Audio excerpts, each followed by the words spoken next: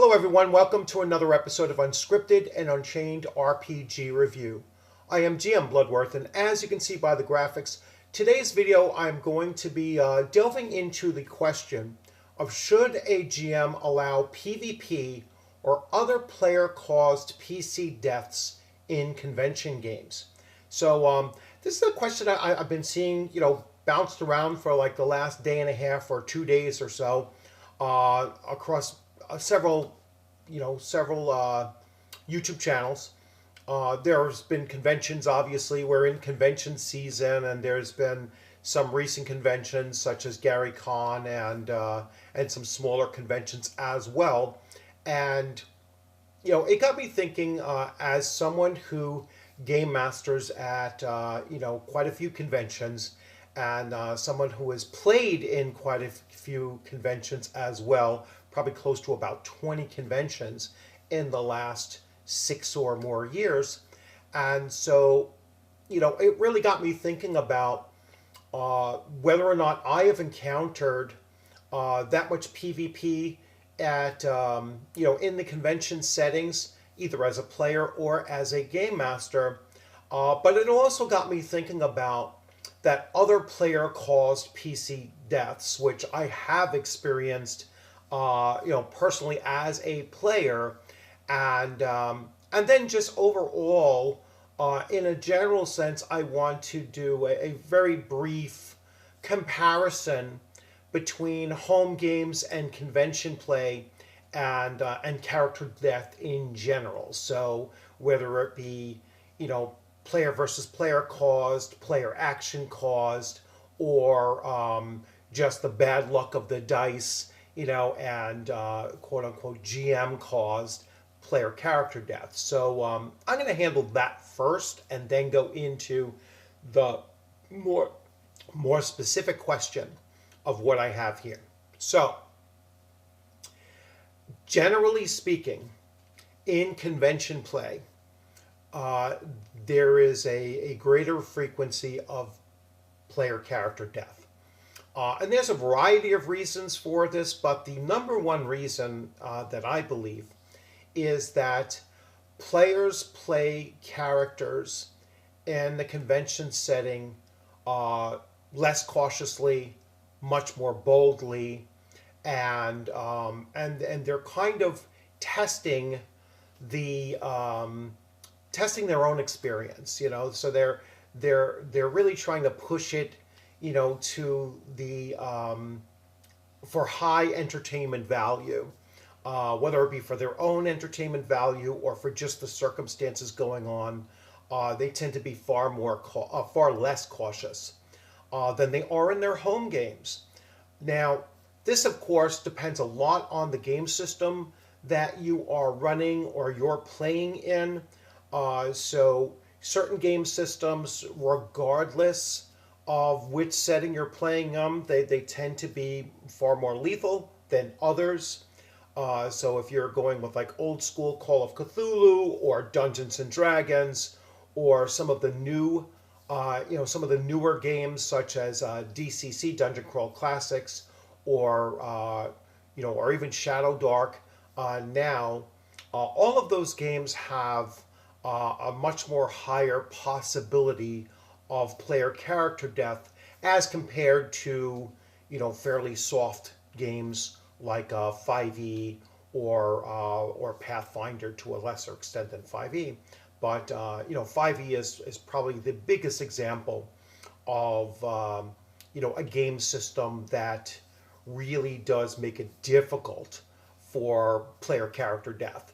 That all being said, when you're going into a game convention setting, you as a player, and I do this myself, I have expectations that the adventure is going to be far more challenging, that all of the players at the table are going to be far less cautious, and the chances of character death is going to be much higher than in my own home games.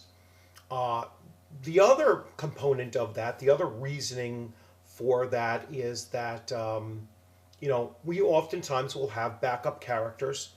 whether it be pre-generated characters or a very quick, blank character sheet to create in that convention setting, and so you're not as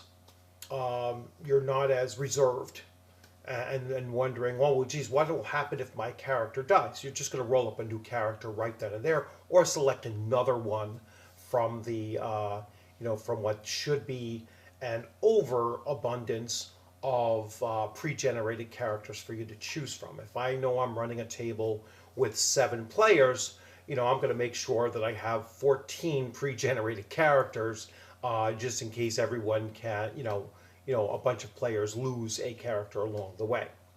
So all of that being said, now I'm going to start focusing in on this question of, should a GM allow for PvP or other player-caused PC deaths in convention games? I have never experienced, as a game master or as a player, true player versus player gameplay at a convention, in a convention setting. I've never had it, never had, one player, purposefully attack another, of player character, I should say. Never had a player character purposely attack another player character in the party. But I have had other player caused deaths, my own characters included, in convention setting. And that is almost always from carelessly casting area effect spells, whether they be fireball, which is it's the typical culprit, and it's practically a meme now for I cast fireball like right on top of everybody but the magic user, him or herself. So how does a GM, does a GM allow for that? Does a GM, intervene in some way? Do the other players intervene in some way? And so that's where I want to take this discussion. So one of the things that a game master can do is, before the beginning of the actual game session, the game master could lay out and say, I am not going to allow for direct PvP, amongst the player characters. So that's number one. The second thing that the GM could also say is that, they can also say that if you're casting an area effect spell that is going to catch the rest of the player characters, and you're aware and willing to do this, there are going to be some negative consequences towards your player character for doing so. And those consequences could be anything from an alignment shift, that's almost a certainty. So if you're like a paladin and you're carelessly casting a spell, or you're carelessly doing something that is going to cause harm towards the other party members, then you're going to become chaotic, and you're not going to be a paladin anymore. You're going to be a first level fighter. You're going to lose your abilities as a paladin because you just shifted from lawful good to chaotic something. All right. So that's one thing that a game master could impose. Another thing that the game master can say, and again, this is being said out loud to everyone at the table before the gameplay actually begins. You can also say that if there are no paladins, or that's not a consequence for anyone in the party, that you can also say that the player characters in the area of effect are going to have bonuses to be able to avoid that, avoid that event. So avoid the damage. Basically, they'll get bonuses to their dexterity saves or whatever in order to get themselves out of the way. However, that will also require them to sacrifice their actions in order to do so.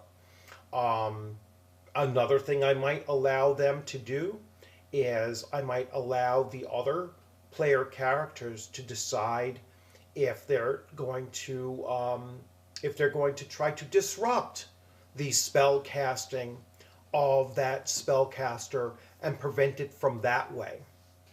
Now, if it's an event where it's not spell casting and so it can't be disrupted, um, you can do other things as well. You can make you can make the attack miss. All right, miss its intended target, misfire. You can, have it like a wasted spell kind of situation, or, regardless, your shot misses.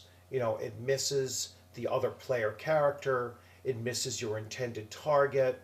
There is just something that causes it not to work.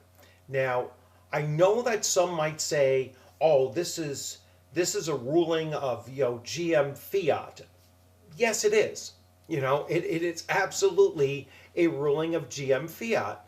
Because you're basically saying, if you said ahead of time, I'm not going to allow this to occur on the in the session unless all of the party is aware of it and agrees to it, then it's not going to happen. Like, I've been in situations where it's like, yeah, drop down the thunder, drop it down on top of us if need be, because we're probably all going to die anyway. So if you can nuke this boss from space, then go right ahead. However, short of that, then I would just say, as the GM, it's not going to happen. It doesn't work the way that you planned. I would still have them expend the spell.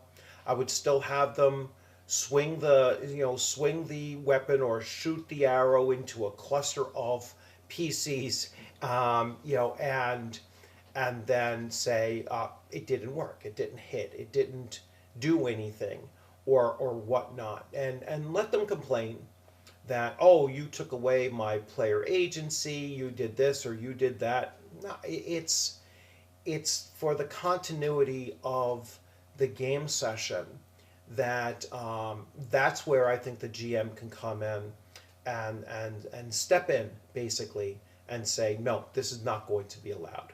And that's perfectly fine, because even in a convention space, or possibly even more importantly in the convention space, the GM has to control his or her table.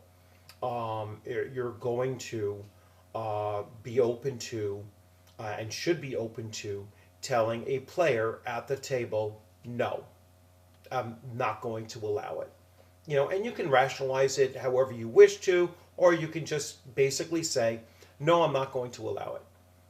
And let them deal with that. Players are always free to walk away from a table.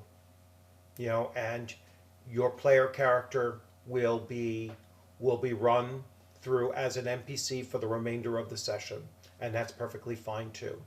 If they decide, hey, I played this character, I'm going to walk away with this character, let them walk away from the character. You can quickly replace it with from your pool of pre-generated characters, another character to fill in a spot. And do it as if they weren't there at all. All right, because that really is a disruptive player. And if a player is going to be disruptive to the convention setting, and the game session that they're currently in, then let them walk away and act as if they weren't there from the get-go. All right, and easily replace them that way. Now, I have heard of some people saying, well, the players can use X cards and just opt out of PvP. So as the player, they're going to say, I'm opting out of this. I, as the GM, will take that on myself. So I, as a GM, will utilize the GM's option of saying, no, I'm just not going to allow it, and so you don't have to worry about, standing up and using an X card to step away and say, I'm just not participating in this. No, you're going to continue playing your character the way that you want to play your character, and I will take on it for me, as the game master, that I am going to deny this player his or her agency over a character that he's choosing to role play in that sense, to be counterproductive to what is going on. And I think that's probably the best way to handle it. And I'm sure others will have their own methodology as well. But I think it's important for the game master to always exert their control over, the pace and tone, and in many cases the actions that is taking place at his or her table, and if things get out of control, that falls upon the GM more so than than even the individual players, unless you have a really, really, off the hook toxic player.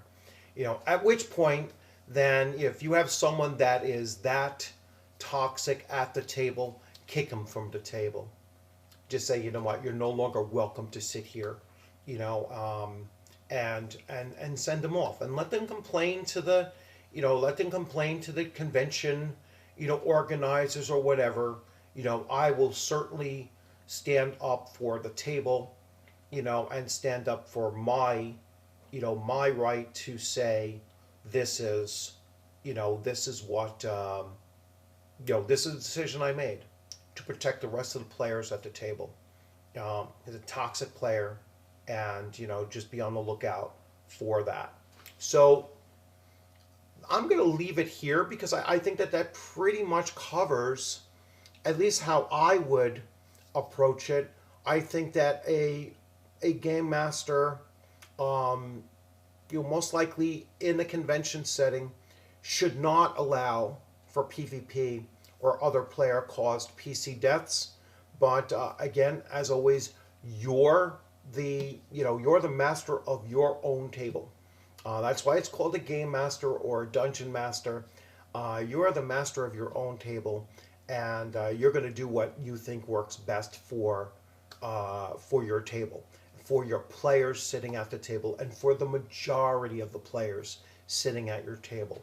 Never allow it to become a tyranny of one, and that's whether or not they're just toxic gameplay, or if it's a player who is utilizing an X card and trying to stop the play, for everybody to have to pause what they're doing and to do whatever to address their issues with it. And it's like, no, for me, if you want to claim that you're using an X card for a situation, you're welcome to step away for a few minutes. The gameplay is going to continue on. All right, and then when you feel comfortable to return, you can return and pick up where the rest of us have left off. But I wouldn't allow a player to stop what everyone else is experiencing and skip over and move forward through the action without with that control of just one individual. Now, it's not going to happen at my table, and I wouldn't put the rest of the players through that either. So whether it's PvP or stopping the gameplay, whether it's careless use of area effect damaging spells, or just simply refusing to participate in what the rest of the party is looking to do, and that might cause PC deaths as well, or a quest failure or whatnot. So anything that interferes with the flow of the gameplay at the table, and is either done purposefully or carelessly, that I think the GM should step in and stop it from happening. You can very easily say it doesn't work, and that's it. Your attack missed. I rolled a 20. Your attack missed. You don't know why. So divine intervention has prevented your thing from working, and that's it. And let them huff and puff. Let them walk away. Whatever it takes there. So now I'm going to wrap it up finally. So that's where I stand. Whether you agree or not, please feel welcome to jump in the comments section. Talk about your own experiences. Like I said, I've never experienced direct PvP. I have done, obviously in MMOs you do a lot of direct PvP, but I have done indirect PvP early on in my early teens playing that way. And only one or two instances where it took place, and again, it was never direct. It was always indirect, like leaving them behind, or in one case, I spiked a door closed, locking them inside. A challenge because the player character was just annoying as hell and problematic, and hopefully the player would create a new character that wasn't so wrapped up in that, that kind of activity. But anyway, you all have a great one.